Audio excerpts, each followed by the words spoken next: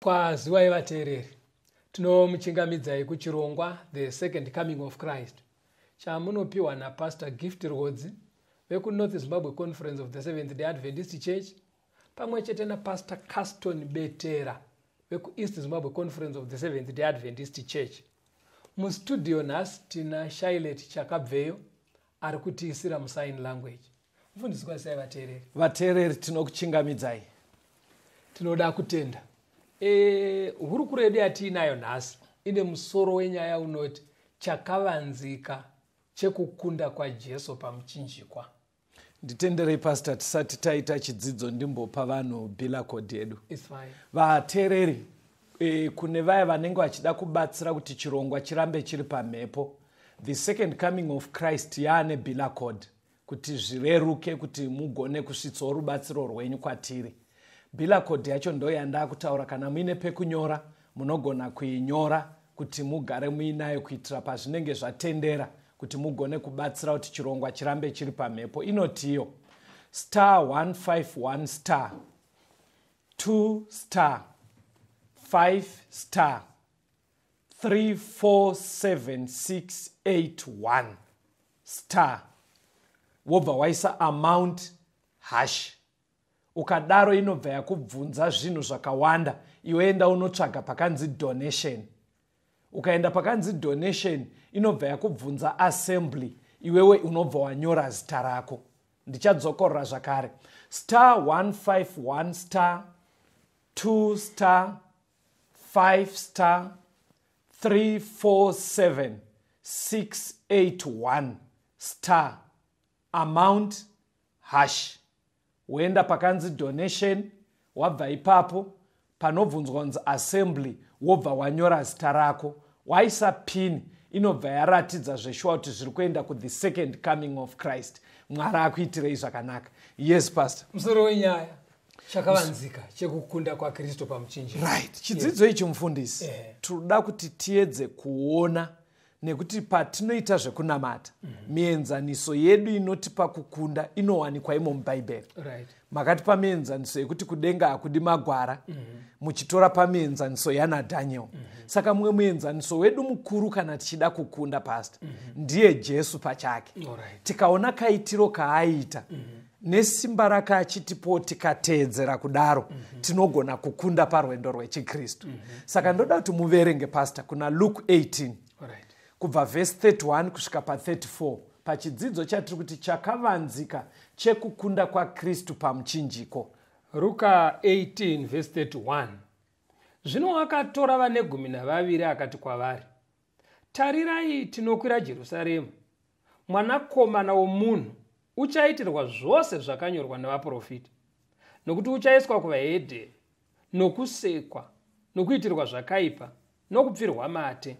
Vachamurovesa nokumuuraya, asi nezuva retatu uchamukazve. Asi havana kunzwisisa chinhu chimwe chaizvozvo. Shoko iri rakanga rakavanzika kwavari, uye havana kunzwisisa izvo zvakarehwa. panapa Jesu ari kutsanangura zvinhu zvaizonomuwira panguva yake yekuenda kumuchinjiko pastor. Saka ataura tunhu twakawanda twekuti achanoiswa mumaoko evanhu, vachamuuraya, nekumusvipira mate, nekumushora, nezuva retatu omuka. Zvinhu zvese zviri kutaurwa naKristu zvaakanosangana nazvo papiriyodhi yemuchinjikwa iyai. Jesu abva ati zvese izvi zvakanyorwa nevaprofita. Hachisi chinhu chiri kumubata nesurprise chongokaruka chaitika. Ndiye atotanga achiti yakuda kuzokwana nguva yekuti zvese zvakanyorwa nevaprofita zviitike pamusoro pangu. Saka chatiri kubva tatoona pamufundisi nemuvateereri ndofunga zvikutokujekerai kuti nyaya dzaizowira Kristu, Kristu aidziziva kuburikidza nemagwaro. Because kunyangwe aive mwana waMwari, because pane kakutaura kekuti nyaya dzese dzinoitika na Kristu vanhu vanongwa kuti ko zvaigodii, pane chaigozodii iye ari mwana waMwari. But iye achitaura nyaya dzacho asi kuti ndozviziva ndiri mwana waMwari. Ari kuti ndiri kuzviziva kuti zvaakuda kuzonozadziswa zvakataurwa pamusoro pangu mumagwaro. Saka pana pabuda pfungwa yekukurudzira kuverenga. Exactly, pastor. Zvekuti pachatonopera chidzidzo, patiri kuti chakavanzika chekukunda kwaKristu, muchaona chakavanzika chacho chichanyanya kuuya panyaya yekuverenga nekuziva kudzidza shoko raMwari. John 12 verse ya 32 to 33. John 12 verse ndeya 32. Neni kana ndasimudzwa panyika ndichakwevera vose kwandiri. Wakareva izvozvo achiratidza kufa kwaaizofa nako. Panapa Jesu futi vateereri ari kuratidza kuti aitoziva mhando yerufu rwaachafa narwo. Pandimai angoti bedzi kana ndasumudzirwa ndichakwevera vazhinji kunani kwandiri. Ari kusumudzwa pamuchinjiko, kuiswa pamuchinjiko. Kukufa kwake kuya achisimudzwa pamuchinjiko. Sei tiri kudaro pari zvino. Mirai tise dzimwe ndimba miri pastor. Mubva maona kuti aizviziva sei kuti achafa zvekusimudzwa pamuchinjiko. Endai pana John 3 verse ya 14. John 3 verse ya 14. Moses sezvaakasimudza nyoka murenje, saizvozvo mwanakomana wemunhu unofanira kusimudzwavo. Ibvai maverenga nyaya iri kunzi Moses sezvaakasimudza nyoka murenje. Inowanikwa kuna Numbers 21 verse 6 kusvika pa8. Numbers numeri 21 verse ya 6 kuenda pa8. Jehovha akatuma nyoka dzinopenga pakati pevanhu, dzikaruma vanhu vazhinji vaIsraeri vakafa. Zvino vanhu vakauya kuna Mozisi vakati, takatadza nokuti takapopotera Jehovha nemi. Kumbirai kuna Jehovha kuti abvise nyoka kwatiri. Mozisi akakumbirira vanhu. Ipapo Jehovha akati kuna Mozisi, uzviitire nyoka inopenga, ugoiturika padanda. Zvino mumwe nomumwe wakarumwa, kana akaitarira, uchararama. Mwari aida kuona kuteerera kwavanhu pastor. Saka nguva ipaita dambudziko vari murenje, nyoka dzichivaruma dziya, Mwari akabva ati iwe uchigadzira imwe nyoka yesimbi yendarira woiturika pabango pamutapa isingafambe. Aiwa haitofambe, ndeyekutoumba, ndeyesimbi yekutoumba chaiyo pastor. Kutoti hapana kana chirimo, haina kana poison. Zvikanzi woiturika padandapo. Vari kurumwa nenyoka chaidzo dzine poison. Ndinoda kuti anotarira panyoka yawagadzirai anobva apora. Mwari aingotsvaga kuteerera. Aitsvaga kuteerera chete. Saka Jesu paaiverenga ndima idzi mushoko raMwari, achiona zvishwa zvakapa vanhu vese kupona vaitarira. Saka muchimunzwa manje kwamaverenga kuNew Testament, ari kuti kana mwanakomana womunhu asimudzirwa, achakwevera vakawanda kunani? Kwaari. Obva ati sezvakasimudza Mozisi nyoka murenje, naizvozvo mwanakomana womunhu achadiwo. Saka Jesu aizviziva vateereri kuti rufu rwaachasangana narwo nderwekuturikwa pamuchinjiko. Aizviziva sei? Kwete kuti mwana waMwari aiverenga magwaro. Iri kujekera imimi ikakurasa indenda kutotyira. Ndiri kunyatsozvinzwa kuti zvakakosha chero uri mwana waMwari kugara uchidzidza mumagwaro. Yes. Nekuti anofanira kuisira pachena mumwe mauchapinda namo Exactly. hauzoshamisike kana kuvhunduka kana wapinda musituation iyayi. Yeah. Verengai John 18 verse ya 4.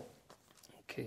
John 18 verse ya 4. John 18 verse ya 4. Zvino Jesu zvaakanga achiziva zvose zvaifanira kumuwira, akabuda akati kwavari, munotsvaka aniko? Mamona ka Jesu. Because toda kungoona period akuenda pamuchinjiko. Hanzi Jesu aitoziva zvaifana kudi Kumuwira. Saka hanzi kugarden kuya kwaaiva aenda achinamata. Ana Judas vauya. Iye ndiye akatobuda. Kubuda pachena kwavari. Kutoswouya kwete kuti vamboswera vachitsvaga kuti asi tsvagai nekuko tsvagai nekuko. Aiwa hanzi akatobuda. Kwakuswa kuti varume muri kutsvagani. Saka nemonzera kuzviendesa kwavari. Akazviendesa kwavari. Chikonzera nebhaibheri aiziva zvese zvichadii zvichaitwa. Pfungwa yandoda kuti ijeke pastor ndeyekuti muri kuona here kuti kaitiro kaiita Jesu dai ari nhasi akazi normal. Kuti uri kuziva kuti uda kutsvagwa wourayiwa so chaita kuti akunde nyaya idzi atoita zvekufambira rufu. Muri kuona kuti kutoita kunge kurufambira because aitoziva kuti vanhu ava ndo vari kuzonditora zvekunondiuraya but ari kuvafambira. Chiri kumupa kudaro chii? Inyaya yaari kufanoziva kare. Aiziva sei? Aiziva mushoko raMwari. Endewo usiku iwo munoziva kuti pavakanzi muri kutsvakani. Alright, gandisi. Munoiziva here nyaya iyo? Pavakavabvunza vakabva vawira pasi. Vakadonha. Munoiziva, munoidona. Zvekuti pavakadonha paya pastor. Dai ari iye aigona kubva atoti nevadzidzi vake chance. Atirovei vanhu. Kana kutoti chance ngatidii? Ayo, haana kudaro. Reason anga afanoziva nyaya yesei nemagwaro. Saka munoona kuti magwaro pastor. Yes. Patutarisa the second coming of Christ. Ndofunga pane dzimwe period dzichasanganikwa nadzo nevatendi. Ndimanyanya kuti hazvidi magwara. Ndofunga kune nguva pamwe dzisina kujairika dziri mberi. But nguva idzodzo hadzidi kuti dzizotiwira tisiri kuziva. Kuti tigone kuzomira sezvakaita Kristu. Zvinoda kufanoziva nyaya dzese mushoko raMwari. Yeah, sure. Pakajeka kapa. Verengai munzwe kuna Matthew 26 verse ya 52 kusvika pa 54. Matthew 26 verse 52. Yes. Zvino Jesu akati kwaari, dzosera munondo wako mumuhara wawo, nokuti vose vanobata munondo vachafa nomunondo. Unofunga here kuti handigoni kukumbira kuna Baba vangu, vakandipa iko zvino vatumwa vanopfuura mapoka makurukuru ane 12? Magwaro angagoitika seiko anoti zvinofanira kuitwa kudaro? Yes. Saka Jesu paari kuti kuna Peter vateereri dzosera munondo wako, hakuzi kutaura kwekuonererwa. Kwekuita kunge zvinonzi ari above the situation. Ndo akanga adimbura nzeve yemuzukuru wake vasi. Exactly. Makamboitsanangura nyaya chii chakaitika paya? Because pavakauya kavabata Jesu, Peter anga achine munondo wake. Anga ainawo. Ndobva avhomora munondo kwakunoti kunzeve yemuzukuru wemuhigh priest kuti ndobva adonhera pasi. Jesu achibva anonga nzeve yakwakuidzorera. Akatoguma madhaka kwakuidzorera. Ndobva patoita zvapanga pakapa. Saka ndopaari kuti kuna Peter uri kuvhiringa. Wauda kukanganisa chihurongwa hwaMwari. Urongwa hukau uruda kutokanganisa nyaya yese ndakaiverenga. Mafambiro aya irifana kuita ndodii? Saka hakusi kwekungoonerwa kuti Peter uri kuita dzungu. Aiwa. Kwaive kwekuti Peter chaita kuti udai hausi kuziva programu iyi. Yeti programu iyi yakanyorwa kare mumagwaro. Saka ngatifambiranei neprogramu yedenga vanhu vaMwari. Tinofambirana nayo sei? Nekuverenga shoko raMwari, nekuverenga magwaro, ende unobva wapinda mutimetable yaMwari. Chiverengai verse 55 na 56. Pana Matthew 26. Nenguva iyo Jesu akati kuvanhu vazhinji, mabuda neminondo netsvimbo kuzondibata sendiri gororo here? Ndaigara mutemberi mazuva ose, ndichidzidzisa mukasandibata. Asi izvi zvose zvaitwa kuti magwaro avaprofita aitike. Zvino vadzidzi vose vakamusiya vakatiza. Jesu ari kuramba achiti zvaitwa kuti magwaro azadziswe. kuti aizviziva aizviziva ndo mafambiro azvinofanira kuita azvinofana kuita. Saka nemusoro wenyaya wayo muri kuti mimi kuziva ikokuku ndo kwakaita kuti asatize. Very good. Ndo kwakaita kuti arambe akatsungirira. Very good. Ashinge kuenda pamuchinjikwa. Very good. Aya. Ndo kwakatoita kuti kumugaide. Saka ndo chakavanzika chekukunda kwake. Ndichocho because ndo chaari kutaura. Saka pachidzidzo chino ichi ngatimbosendekai kuti aive Mwari. Ani mazonaka because iye ari kutotaura kuti nyaya dzakundiitikira idzi ndiri kudziziva because dziri mumagwaro. Ndo chakavanzika chandiroda kuti vateereri mubate kuti tinofana kuziva magwaro especially mazuva ano ekupedzisira kuti tigone kuzomira. Saka chakavanzika kwamuri vatendi nemi vateereri chekuti muzokunda Jesu asati auya nepaachauya kuti muponeswe kuziva magwaro. Tombonzwa kambo. Atibonzwa ikambo. Toda kutenda.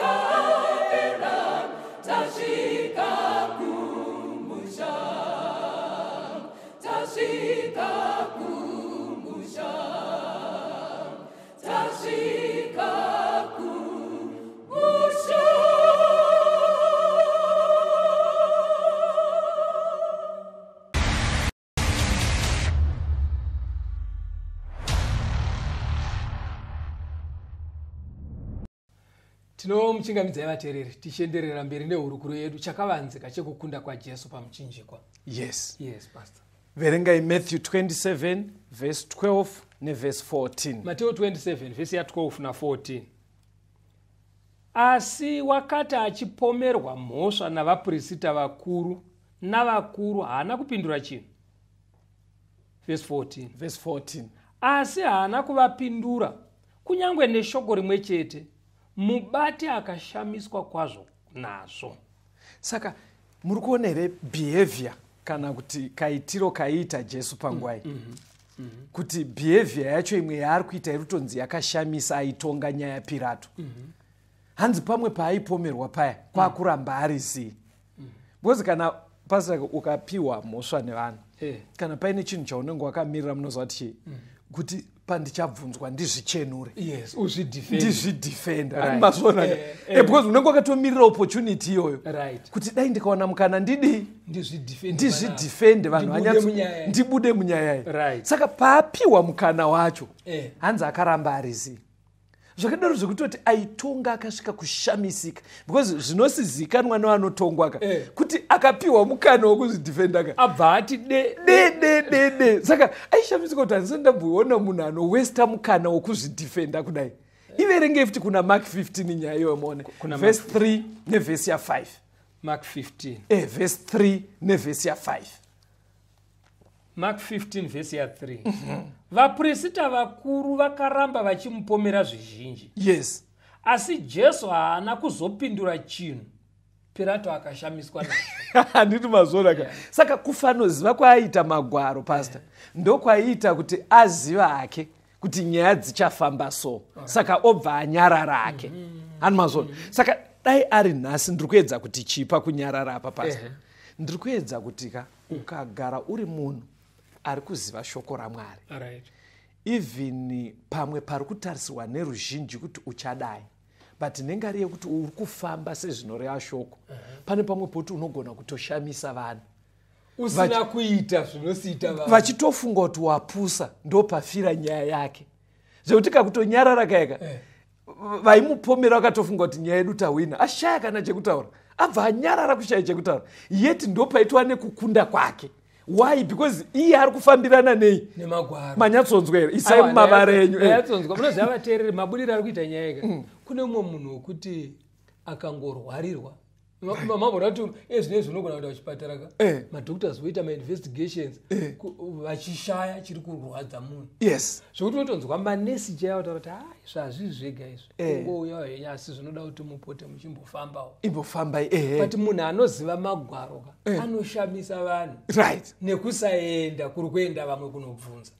Anditozvo. Because vanhu pavanonga ibvunza saka makaita sei navo? Wonza hapana. Vana chiremba vakati havana kuona problem. Motona akangogara.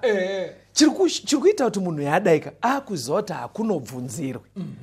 Agaidwa neshoko rani. Shoko raMwari. Saka zviri very necessary pastor mazuva ano ekupedzisira kuti vanhu vagaidwe neshoko raMwari. Ndo rinonoinfluensa behavior yaunoita. Kuti vamwe vanhu vachitotarisira kuti mazuva ano kungaite murume asina girlfriend. Hani mazona kune vamwe zvinoita kakushamisa. But shoko raMwari richikugaidha manje. Unenge uchiita zvekuti vanhu vanotoita kana kakushamisika. But ndo pane paine chikavanzika chekukunda kwako. Kunda kwako. Shoko. Shoko iri. Thank you pastor. Verengai Mapisarema 69 verse 21. Mapisarema 69. Yes. Verse ndeya 21. Iverenge iyoyo. Vakandipa nduru zvive zvokudya zvangu. Pakunzwa nyota kwangu vakandinwisa vinegar. Chiprofita ichi chachafanotaurwa chezvichaitirwani Jesu. Saka pachiprofita ichi ndo patatanga paya pana Luke 18. Achiti vakomana kuJerusarema kwatakuendawo. Zvese zvakataurwa navaprofita pamusoro pangu zvakunosadzikiswa. Right. Saka iyi nyaya iyi Jesu aiziva iyi. Kwete kuti mwana waMwari. Anga akadzidza shoko rake kuna Mapisarema kuchinzi ndichanweswa nduru. Anga akazviverenga. Saka chionai manje apa muchinjiko kuna John 19. Verengai verse 28 kusvika paverse 30. John 19 verse 28. Shure kwaizvozvo Jesu akati achiziva kuti zvose zvapera, kuti rugwaro ruitike, akati ndine nyota. Pakanga pamirepo hari izere nevhiniga. Zvino vakaisa chipanje chizere nevhiniga parutanda rwehisopi, vakaruisa kumuromo wake. Zvino Jesu akati agashira vhiniga akati zvapera, akakotamisa musoro wake, akapa Mwari mweya wake. Maona zvaaita ka ndo chakavanzika chaJesu. Hanzi aitoziva zvese zvinofana kuitika. Saka paakaona zvimwe zvese zvazadziswa, hanzi akabva zoti zviya chii chimwe chandakaverenga. Ndobva zati kuna Mapisarema ndakaverenga kuti ndinopiwa vhiniga. Saka aitoziva kuti handisi kuzofa. Zvese zvakanyorwa zvisazvadii zvazadziswa. Saka paakaona kuti kwasara chinhu 1 hanzi akabva adedzera ari pamuchinjikwe ipapo kune mhandu dzake aiwa akati ndane nyota. Hanzi iwo ndobva wabva waenda pachimugomo chaivepo chaine vhiniga kwakumupa kuti anwa asi haana kuzoinwa. Hanzi vachingomupa kudaro hanzi akabva adedzera kuti zvapera. Zvese zvakaprofitwa zvaitika. hongu zvapera yaireva futi kuti zano reruponeso raita, Rasadzisika. but apa futi aireva kuti zvese zvakaprofitwa zvadii zvapera. muri kuona kuti aigaidwa neshoko Yeah. Yeah. every stage. Sure. Saka muchana patinombodzidza paya pastor tiri kudzidzisa bhuku radhaniel patinei tichiti vathesalonika ichiti zuva iri harizosvike kusvika mwanakomana wokurashika iye anorwa naMwari anozvikudza. Mudzidzi webhaibheri manje Mwari achitendera tichirarama panyika unenge uchifanira kuona zvese Sure. zvichikugaidha. Zviri kukugaidha kuenda kupi? Kusecond coming yaChrist. Yeah. Hani mazonaka unenge uchiziva zvese zvakataurwa uchiona kuti zvino zvinofana kudai zvinofana kudai zvinofana kudai. Saka Kristu chakamupa kukunda pamuchinjiko nemi vateereri aiziva shoko raMwari. Yeah. Anga akaverenga shoko raMwari. Saka aigona kutozva kuti kwasara chakati kwasara chakati. Tsimbidzirai pfungwa ipasi. Iri kunyatsobuda. Inoda kutsimbidzira yaidi zviri kunyatsokujeka zvekuti kana uri mutendi kuti ufambe uchitsika pasingaondomoke. Yes. Rarama uchidzidza shoko raMwari. Exactly. Rinokugaidha zvekuti unotonyatsoona kuti hai kana zvaitika rinokudza because masituations ese atinopindana nawo ndosaka vakorinde ichiti hakuna miedzo munyowani. Exactly. Because inenge ichizva kuti nyaya idzika uri kudzidzidza. Yeah. Saka imimi chindibatsirai pastor muzvidzidzo zvapfuura ka ndinogara ndichikurudzira vatendi vedu kuti itowo bhaibheri rako pota uchinyorawo mavhesi mamwe atiri kutotaura pano nemamwe amunodzidza kuchechi That's right. nezvakadaro but still pastor vamwe havasati vaakutenda mushoko raMwari. Kumbiraiwo vanhu vatende kuverenga bhaibheri pastor. Chokwadi. Tinogona kushaya mazwi. Kuti vanogona kushaya mazwi kuti vangakugombedzerei sei. Asi zvakakosha vana vaMwari kuti murarame chikristo chenyu chizadzwe nekudzidza shoko raMwari nekunamata. Musarambe bhaibheri vateereri. Musarambe bhaibheri ndo rinototigaidha ndo mune chakavanzika chekukunda kwenyenda kukata ipesei. Vazhinji kana vachiti kuchechi kwava kuchinakidza vanenge vachireva zvekuimba nekutenderera vachitamba ndopavanti aiwa nhasi kuchechi kwanakidza tanyatso. Nakidzwai kukereke nekuverenga shoko raMwari zvichibuda chokwadi zvinonzwisisika kuti ndakomborerwa. Ende paunenge uchiverenga ndo pandauda kuenda pasi. Pane kaverengero kanodiwa kekuti uponeseke. Ndokuita sei? Aufane kusarudza zvaunoda mushoko raMwari. Maybe kuti ndisataure pfungwa dzangu mirai ndikupei muenzaniso. Torai bhaibheri simudzai bhaibheri pastor. Vhurai kuna Mateo. Mavhura ka Mateo 2 verse 3 kusvika pana 6. Mateo 2 verse ya 3. Mambo Herode achinzwa akamanikidzwa neJerusarema rose naye. Akakokera vaprista vakuru vose navanyori vavanhu.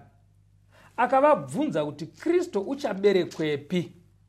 Vakati kwaari paBheterehema reJudhea, nokuti ndizvo zvakanyorwa nomuprofita zvichinzi, newe Bheterehema nyika yeJudhea, hauzi muduku kwazvo kuvabati vaJudha, nokuti kwauri kuchabuda mutungamiri uchafudza vanhu vangu vaIsraeri.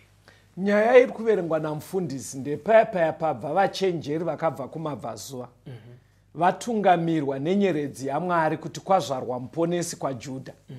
Saka pavakasvika ameno zvakavhiringa zvekuti vakazopesira vadeedzwa naHerodhi kunzi ndanzwa mafambira nyaya yakanaka yekuzvarwa kwamuponesi. Saka Herodhi anga asingatozivawo kuti muponesi ari kupa akati zvairi kuti inenge ine chekuita nekunamata ndofunga vanhu vechechi vanoziya. Ndobva adeedza vaprista. Zvikanzwa rume nyaya yamuponesi achazvarwa mambo akavhiringwa nekuti mambo ndo zvakamudisturba kuti kune mumwe mambo kunze kwangu asingabereki mumba mangu ndobvati gandivadedze ndobva aita kunge munhu kwai zvikanzi imi mambo wekwenyu anonzi achazozvarwa. Varume ava vati takazviwana muliterature yemaJudha. Vakabva kumabvazuva vakati takazviwana muliterature yemaJudha. Saka ndobva ati kana iri literature yemaJudha ndoziva vanoiverenga. Ndobva adedza vaprista. Kanzi imi mambo anotaurwa muliterature menyu imi anozvarirwa kupi?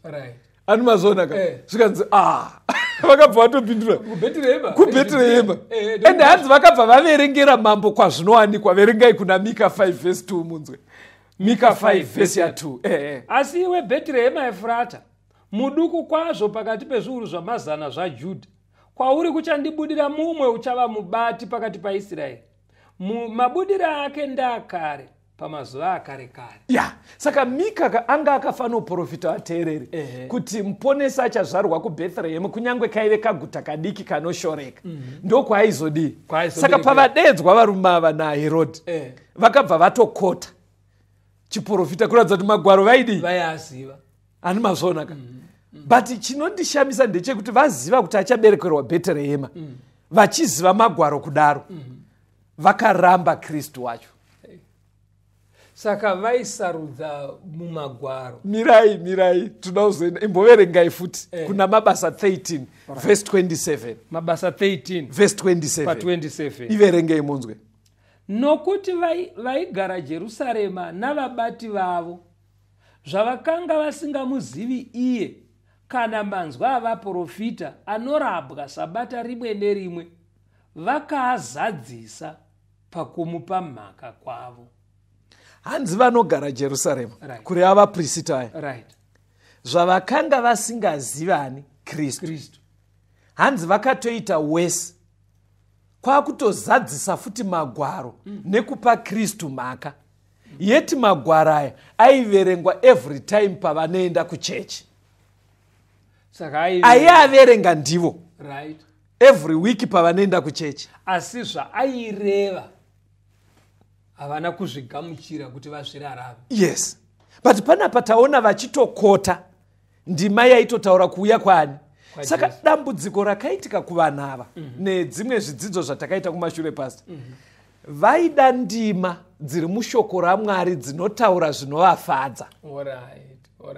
Mapabata manje ka vaida ndima dziya dzinotaura zvaKristu ari munhu ari kuzovasunungura paumambo hwechiRoma, achigara pachigaro chaDhavhidhi, ari mambo anotonga sezvaiita Dhavhidhi, wekuti nguva yaitonga Dhavhidhi mhandu dzese dzaikurirwa.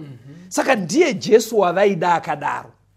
Paanozononzi Jesu uyu anofa, onzi Jesu uyu anofamba nembongoro, anenge asitorina kana chikafu, iyeye vaisada manje. Vaisada Jesu akadaro. Jesu akadaro kana akutaurwa nemavhesi avadi. Saka mukurarama kwedu kunoku tiri kutora munhu anoenda kuchechi. Yes. Asi kana shoko ramuti izvi no, apade. Ipapa haapade. Asi rikamuti uri mwana waMwari hauroyeke, ipapo panomutekenyedza. Anoti amen. Mwari anoblessa munda wako. Anoti amen. Anoti amen. Shoko rikati muchafamba pakakwirira penyika. Anoti amen. Shoko riya rikanotaura kuti unofana kuzvininipisa usadye zvese zvese.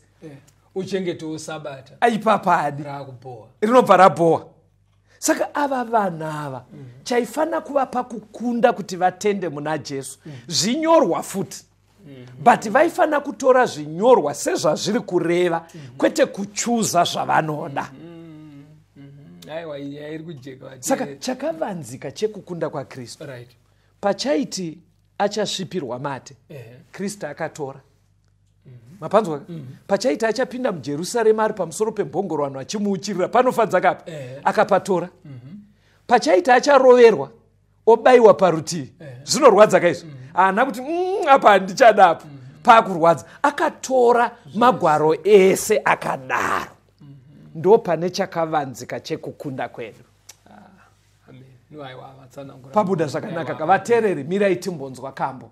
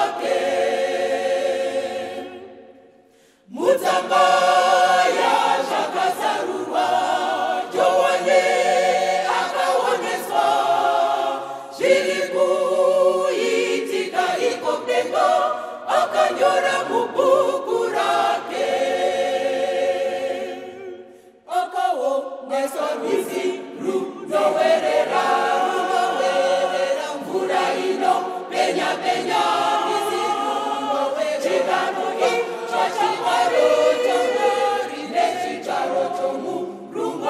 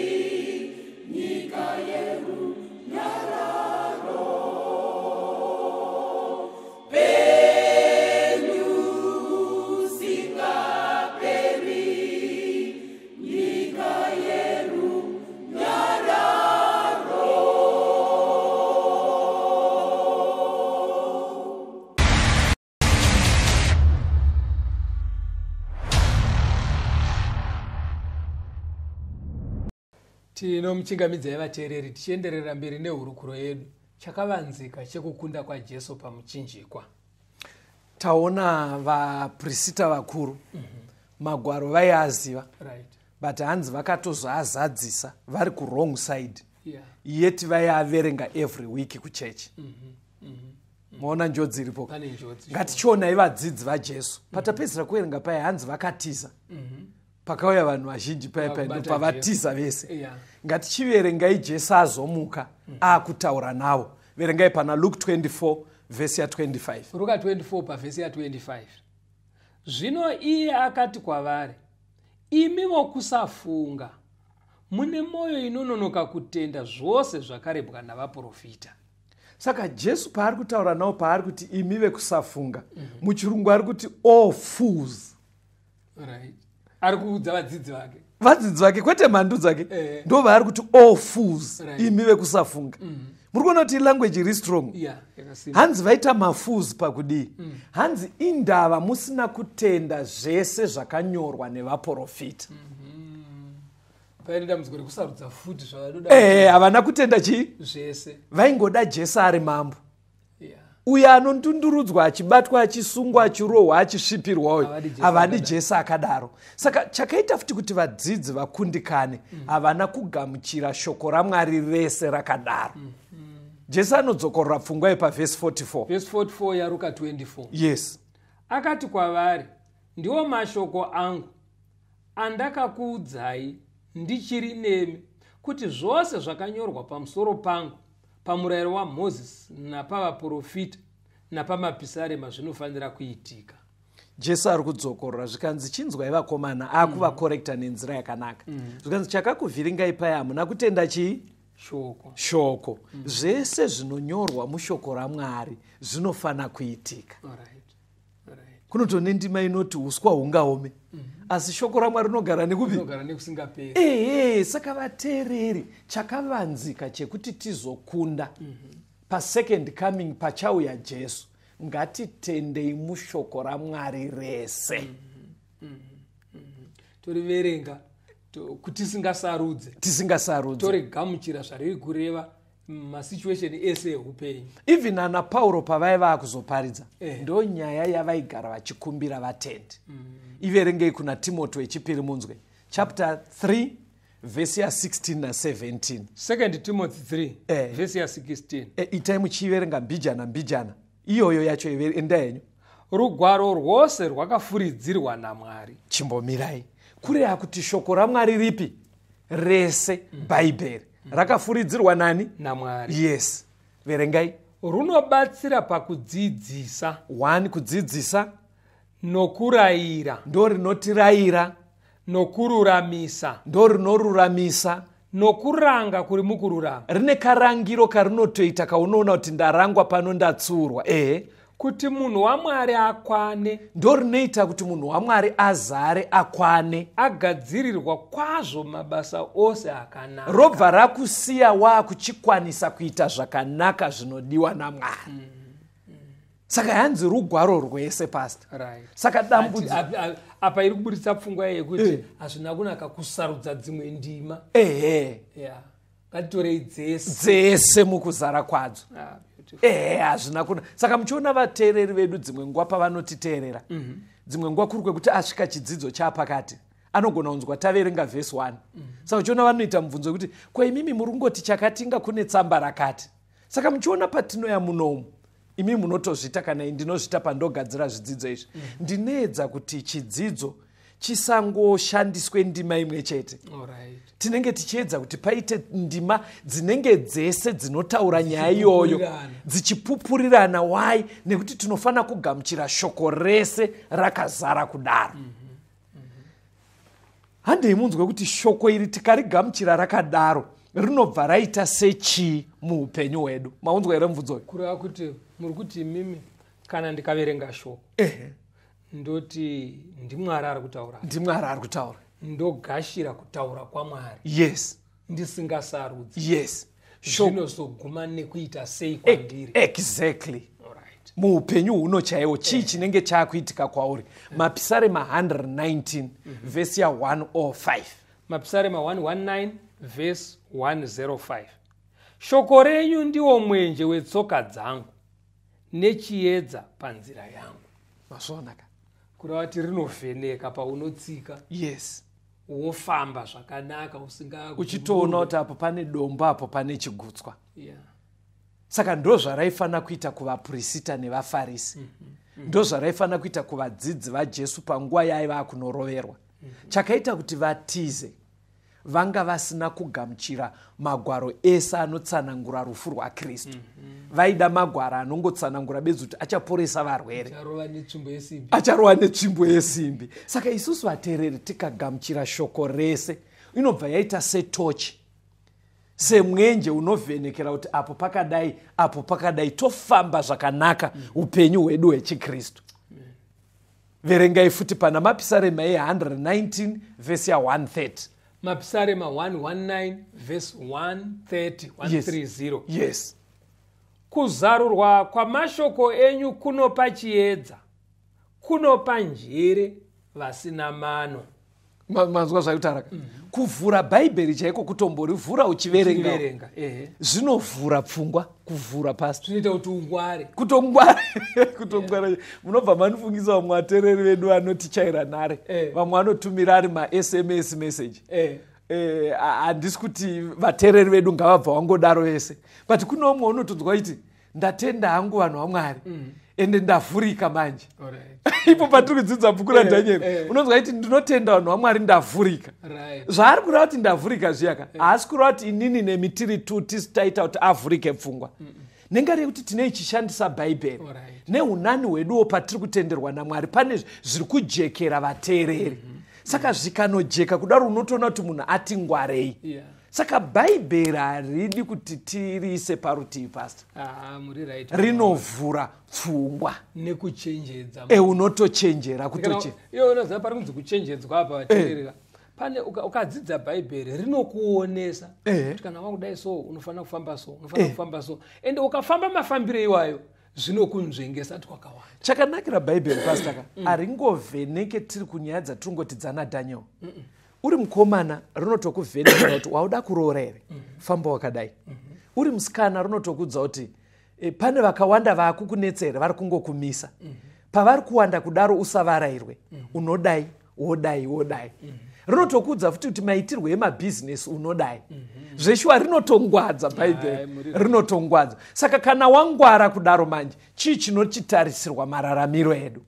Nekuti Kristu paakaziva rugwaro rwese, akakunda pamuchinjiko. Verengai vaTesalonika okutanga chapter 5, vhesi ya 4 kusvika pana 6. 1 vaTesalonika 5 vhesi ya 4. Asi imi hama dzangu hamuzi murima, kuti zuva iro rikubatei sembavha. Nokuti imi mose muri vana vechiedza navana vamasikati, hatizivo usiku kana verima. Naizvozvo ngatirege kuvata savamwe, asi tirinde tisvinure. Panzi imimi hamuzi verima, kuti zuva iro rikubatei sembavha. Ndorandoda kukubvunza iroro. Rikudzoka kwaJesu Kristu. Exactly. Saka vateereri ngazvijeke kwamuri kuti mustudio munomu tinokurukura nhau dzakasiyana-siyana dzinotibatsira kugona kugadzirira the second coming yaChrist. Saka pachidzidzo chino futi maona kuti Bhaibheri richikungwadza, richivheneka nzira yako, but riri kunyanya kufara ukavhenekerwa, zvinoita kuti ubatsirike kuti upone panouya Jesu. Hongu rinokungwadza pamabhizinesi, rinokungwadza karorero, but riri kunzi wedu weka ngarikuvhenekerei kuti zuva rekuuya kwaJesu rirege kukubatai musina kugadzirira. Saka muri kuona kuti patinenge tichidzidza paya tinoda kuti ribatsire Bhaibheri, but rakazara neyambiro inoita kuti panouya Jesu tisatrepwe, tigone saka hanzi timire panoponesa. Exactly. Saka chifamba ise vanhu vaane light manje. Riri kuti patiri kudzidza nyaya idzi pasi, pari kuti chifamba ise vane light, musasvikirwe nezuva iro seriva. Kufamba sevanhu vaane light kufamba munzira dzinonzvenga zvakaipa. Nekuti zvakaipa muupenyu huno zvinopinza vanhu muna taisireva. Yes. Muupenyu huchauya Kristu, munhu anorasikirwa neupenyu husingaperi. Yes. Saka kufamba muchiedza unenge uchanzwa kuti apa panondiputsa, apa ndinogumburwa, apa ndinoita sei, ndo zvazviri kureva. Ndizvo zvazviri kureva futi pastor ka. Imi mangopa samari. Zviri kureva kuti munhu ukadzidza Bhaibheri rokuisira light kuti kubhabhatidza kwechokwadi ndeko. Munhu manje ari kunzi chirega kuramba uchiita ngowerima. Kureva tichibhabhadzwa zviri correct. Bhaibheri rikati mitemo yaMwari inofanira kuchengetwa. Iwe haikona kungoramba wakadaro. Ukaona kuti pane paungochiita musiya padiki, gadziridza nesimba raMwari. Ukaona kuti Bhaibheri rinoda kuti upote uchidzosera chegumi kuna Mwari, haikona kuramba uchiri murima. Pari kunzi ngatichifamba ise vanhu vane light. Riri kuti chifamba semunhu avhenekerwa, inga Bhaibheri raisa pachena. Kureva kuti parodaitwa macorrections uri kuita macorrection. Uchidaro. Verengai 2 Peter chapter 1 verse ya 19. Peter wechipiri chapter 1 verse 19. Yes, iri kuti kudii? Uye tine shoko rouprofita rakasimba kwazvo, ramunoita zvakanaka kana muchiriteerera, rakaita somwenje unovhenekera mune rima, kusvikira vutonga huchitsuka nenyamasase ichibudira mwoyo yenyu. Vateereri, Bhaibheri riri sufficient kudaro pamanidzi ese atinosangana nawo Jesu asati auya. Rabva razowedzera rikati but chiprofita chemubhaibheri utori mwenje unovhenekera pane rima. Kureva kuti iro rega richibatsira kudaro riri kuramba richikwishidzira kuti wedu wedzidzai chiprofita chemubhaibheri. Hanzi chinobva chanyatsoita kuti rodhi iti ijeke, zvibva zvanyatsooneka. Ende unonyatsoziva kuti zveshuwa kana taura zvekuuya kwaJesu hazisingano.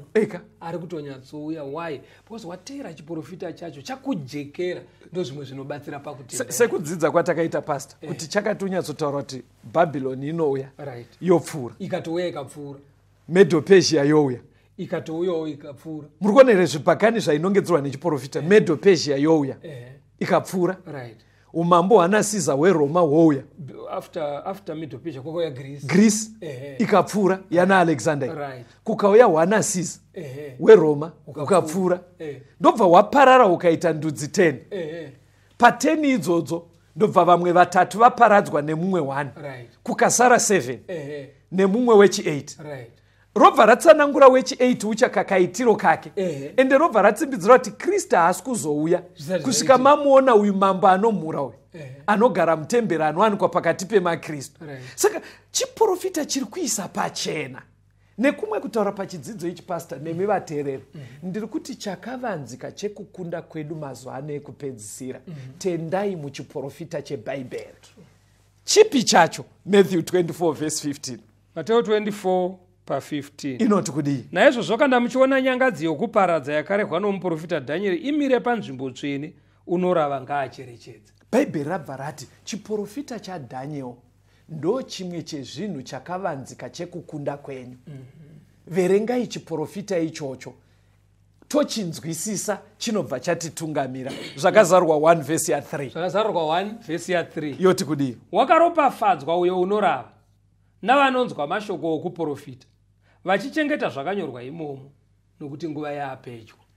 Dai Mwari akukomborai vateereri. Uchikwanisa kuverenga, verenga.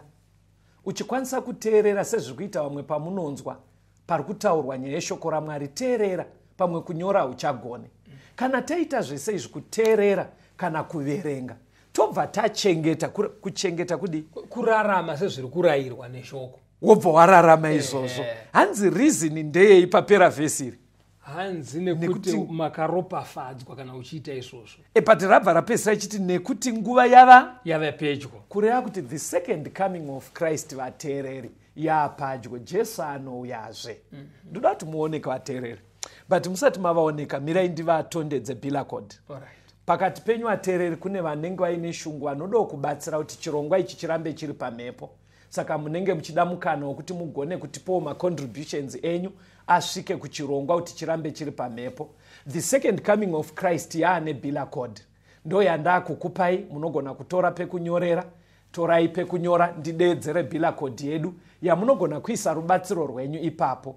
Inotiyo *151 *2 *5 347 681 amount hash. Pobva pabuda maoptions aripo, iwe unoenda pakanzi donations. Inobva yaburitsa futi kuti uri wekuassembly ipi. Iwe usanyore assembly yako, nyora zita rako ipapo. Wapedza kudaro inobva yaburitsa kuti the second coming of Christ, wobva waisa pin yako. Ndichadzokorora futi *151 *2 *5 347 681 amount hash. Wobva waenda padonation.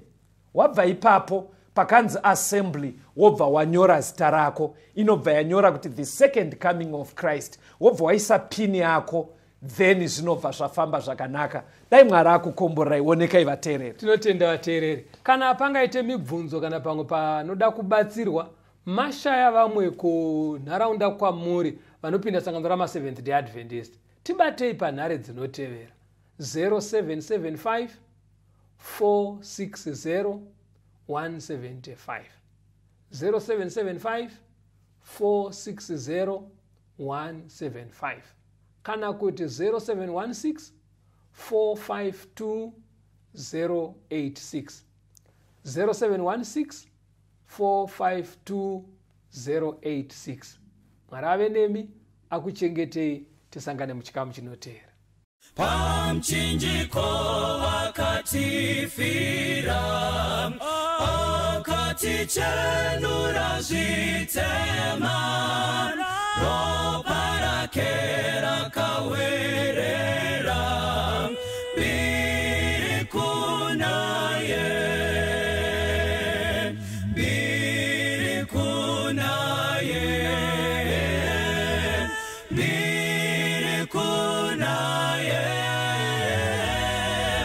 ropa rake rakatisamba, biri kunaye, runoshamisa, Jesu ari kugara neni, pamchinjiko akani wanditora mbiri kunaye mbiri kunaye mbiri kunaye ropa rake rakatisamba mbiri kunaye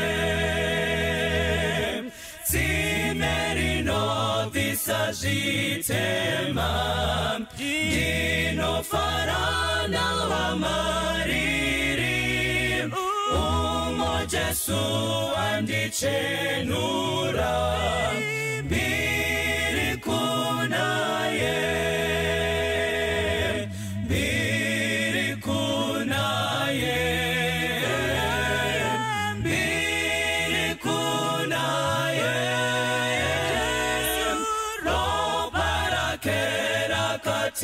Samba mbiri kunaye uya kutimera kanaka chiunze kuna muponesi pinda monasi uperere mbiri kunaye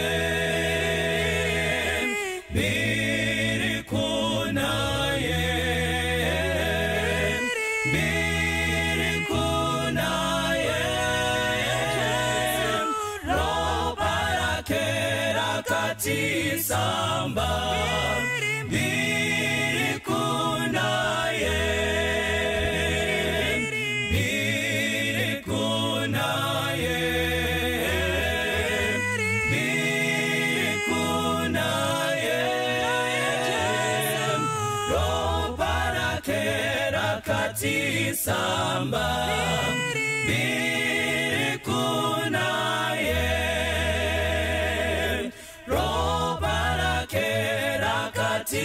Samba mbiri kunaye roba rake rakatisamba